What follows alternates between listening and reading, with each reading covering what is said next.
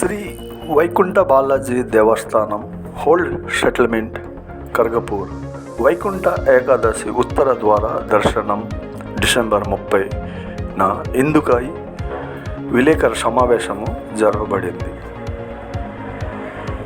బాలాజీ దేవస్థాన సభ్యులు R Kishore, D Srinivas Reddy, D Tarkeswararao Srirao, D Venugopalarao, Naveen Swamy పాల్గొన్నారు.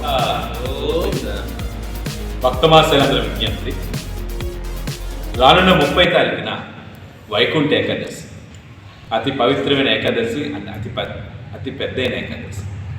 ఈ ఏకాదశి నాడు ప్రతి ఏడాది కానీ ఈ ఏడాది కూడా వైకుంఠ ముఖద్వార శ్రీ వెంకటేశ్వర స్వామి దేవస్థానం మన పాత్కోలి కడక్పూర్ వెస్ట్ బెంగాల్ మన బాలాజీ మందిరంలో ఏ విధంగా అయితే తిరుమల తిరుపతి దేవస్థానంలో తెల్లవారు 2 గంటల నుంచి కార్యక్రమాలు ప్రారంభిస్తారో అదేవిధంగా రాత్రి 1:30 నుండి యాదవ కులం వాళ్ళు వచ్చి వాళ్ళకు స్వామి యొక్క తలుపులు తెరుస్తారు. తెరిచిన వెంటనే ఆ స్వామికి అన్నమయ్య కీర్తన మేలుకొలు కీర్తనతో పాడి ఆయనకు నిద్రలేపి తెల్లవారు 2 గంటలకి స్వామికి సుప్రభాత సేవ కార్యక్రమాలు ప్రారంభిస్తారు. ఆయన అనంతరం స్వామికి తెల్లవారుజామున 3 గంటలకి మహా అభిషేక కార్యక్రమాలని వేద పండితుల యొక్క ఆధ్వర్యంలో జరిపిస్తారు. అయిన అనంతరం తెల్లవారి 4 గంటలకు తోమాల సేవ తులసిమాలతో స్వామికి అలంకరణ సేవా కార్యక్రమం జరుగుతుంది.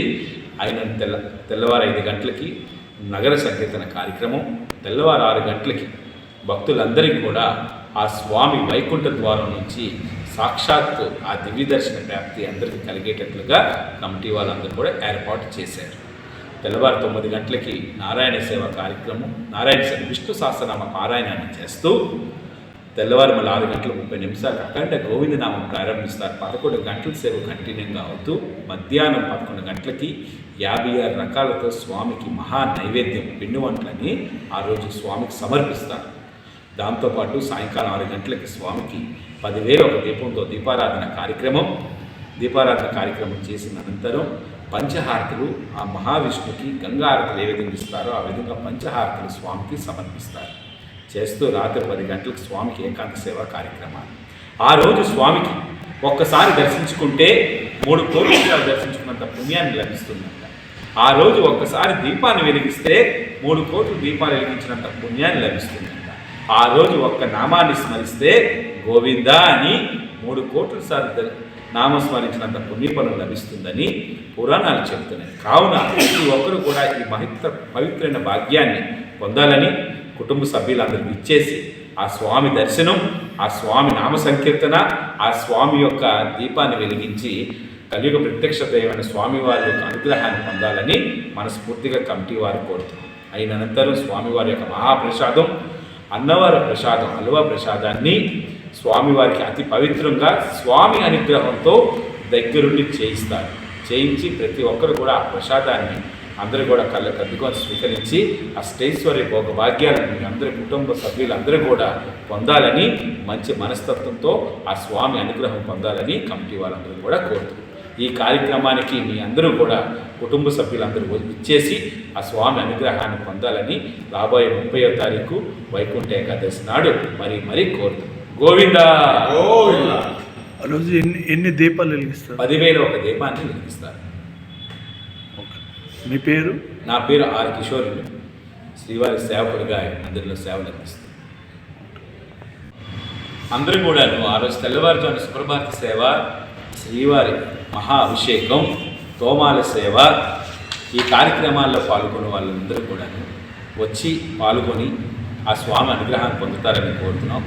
ఎవరైతే సుప్రభాత సేవలో పాల్గొంటారో వాళ్ళకి ఏలినాటి శని దోషాలున్నా అవన్నీ కూడా తొలుగుతాయి. ఆ రోజు తెల్లవారు 2 గంటలకు వస్తే ఎవరైతే మహా అభిషేకంలో పాల్గొంటారో వాళ్ళందరికీ అష్టైశ్వర్యాలు మరియు మంచి ఆరోగ్యాన్ని పొందుతారు. అదేవిధంగా ఎవరైతే తోమాల సేవలను పాల్గొంటారో వాళ్ళు కోరిన కోరికలన్నీ కూడా స్వామి అనుగ్రహంతో నెరవేరుతాయి. దాంతోపాటు ఈ కార్యక్రమాలన్నింటిలో కూడా పాల్గొన్న వాళ్ళకి సంపూర్ణ అనుగ్రహాన్ని కుటుంబం వాళ్ళందరికీ ఉంటుందని మరీ తెలియపరుస్తుంది. ఎన్ని పనులున్నా ఎన్ని ఏ ఇబ్బందులున్నా దయచేసి ఆ రోజు తప్పనిసరిగా వచ్చి స్వామి అనుగ్రహాన్ని దర్శించుకోండి.